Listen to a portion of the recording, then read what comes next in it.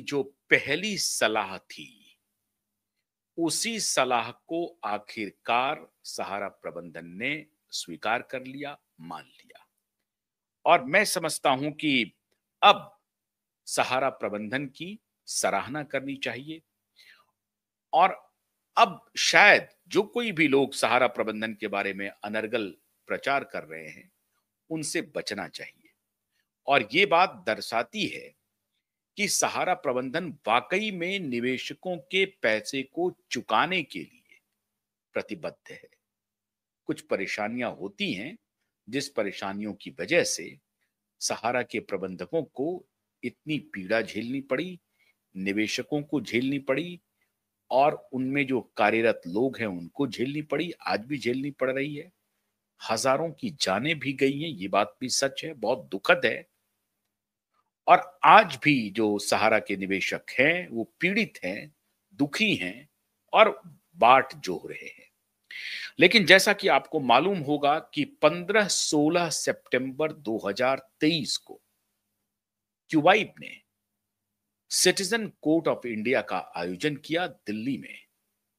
और उस citizen court of India के बाद सरकार पहली बार चेती। उसके पहले क्यूबाइब ने पहली बार मई या आप कहें कि मार्च अप्रैल 2000 मई के पहले से ही कैंपेन चला रही थी, लोगों से बात कर रही थी, उनके आंदोलनों को समर्थन कर रही थी, निवेशकों के साथ खड़ी थी, प्रबंधन के भी साथ खड़ी थी। तब तक क्यूबाइब प्रबंधन के साथ मिलकर के कोशिश कर रही थी कि निवेशकों की समस्याओं का समाधान हो। क्यूबाइब सड़क तक पर उतरी। आपको याद होगा, बहुत सारे निवेशक आपको देखे होंगे कि जब आपने जंतर मंतर पर आंदोलन किया, रामलीला मैदान में आंदोलन किया, क्यूबाइब पीछे नहीं हटा, तब भी आगे रहा और सड़क पर उतर करके सहारा के निवेशकों के साथ खड़ा रहा। इसमें कोई शक नहीं है कि सहारा के निवेशकों के विभिन्न संगठनों, उनके द्वारा भी दबाव बनाए गए, इसमें भी कोई शक नहीं है। अलग अलग यूट्यूब चैनल, फेसबुक और इस सब पर भी बातें आती रही। लेकिन एक मीडिया समूह के रूप में क्यूबाइब नेटवर्क लगातार सहारा के मुद्दे को बनाए रखा, जगाए रखा, आस बनाए रखा और तब जाकर के जुलाई 2023 में पहली बार सरकार जगी और पोर्टल के माध्यम से निवेशकों के पैसे देने की बात कबूली और उस पर एक्शन किया। इसलिए सरकार की भी सराहना करनी चाहिए, सरकार की भी तारीफ करनी चाहिए। बहुत कॉम्प्लेक्स विषय था सहारा का मामला और उनको ये मालूम था कि अभी हर चुनाव के पहले सरकार को ये काम करना पड़ता है और झारखंड में सहारा के निवेशकों का गुस्सा भारतीय जनता पार्टी को झेलना पड़ा। 1.25 करोड़ लगभग निवेशक अकेले झारखंड से थे और वो सभी वोटर थे और उसमें से आप समझिए 80-90% लोगों ने भारतीय जनता पार्टी के खिलाफ मतदान किया, जिसका असर ये हुआ कि सरकार से बाहर हुई बीजेपी।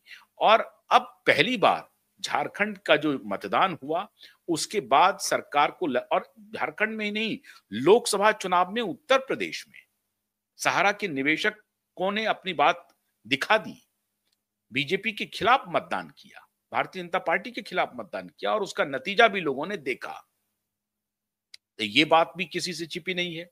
तो चुनाव में सहारा के निवेशक कितने पावरफुल हैं, ये निवेशकों ने अपनी बात बता दी, दिखा दी, अपनी ताकत दिखा दी।